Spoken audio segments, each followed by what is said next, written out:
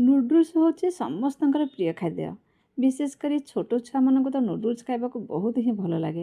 हेले बाहर किणिकी खाइबा अपेक्षा घरे एमिति अटारे नूडल्स बनैबा और डेली पिला खाया दबा। चलतु भिडियोटी की लास्ट पर्यंत निहाती रूपे देखंतु, जमार भी स्किप करंतु। आपण माने बुझिपारे बहुत ही सहज बनैबा और खाइबा तो बहुत ही टेस्ट लगी थाए। से आमको दरकार किसी अटा, एथिरे कौन सी जिनस भी मिसेवाक पड़ोनी।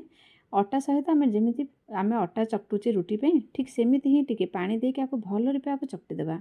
चकटी सारा गोटे छोट गोड़ा मुझे जाइए मो पाखे गोटे एमती स्टील सेव छाँच थिला से ही आज मुझे बनईक देखी आपण मानक करके कभरटा बंद कर देके आम एमती ऊपर पटू प्रेस करदे देखूँ आराम से बाहर जब आठ भी पतला भी चाहिए आपण करेंगे। कर सारापर जो टे पानी आमर गरम हो आसना तापर आपको प्रेस करके आम एतिक ही लंबा रखिक छुरी एमती काटिदेवा। बेसी लंबा कले भल लगे एतिक ही लंबा करके आपको छुरी एमती काटिदेवा। कर सारापर आपको भल रूपे आम पानी रे फुटेबा छाड़देवा, ना ये कंचा आसो। टिके लुण पकईदेवा, लुण पकईकि आपको भल रूपे पानी रे फुटेबा छाड़देवा। जो भल रूपे सीझी आसो आम नूडल्स तापर आपको छाणिकी कौन करवा ना ठंडा पानी रे नॉर्मल पानी रे ठंडा पानी रे आपको रखीदेवा, ना ये पानी रे बेसी समय हेले चिपचिपा हो। तापर आपको भल रूपे आम छाणीदेवा। एपटे कड़े पकईदेवा टिके तेल, काटिकी रखिदेवा टिके पियाज पकईकि भल रूपे आपको भाजी सारापर कटा जाइथिबा किछि कंचा लंका, टमाटो और कैप्सिकम पकईकि आपको भल रूपे भाजीदेवा। तापर पकईदेवा आम गरम पानी जो टिके फुटी आसो आम जो नूडल्स छाणिकी रखी ताकू पकईदेवा। तापर मैगी मसला गोटे पैकेट पकईदेवा।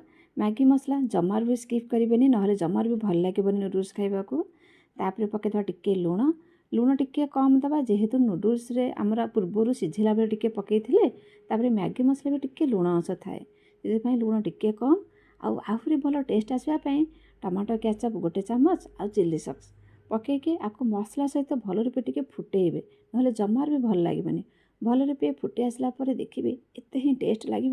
आपण मैंने बाहर किणी खाइबा भी नूडल्स भूली जाए। घरे एमती नूडल्स बनईकि छुआ मानक दिंतु आ सुस्थ रुहतु।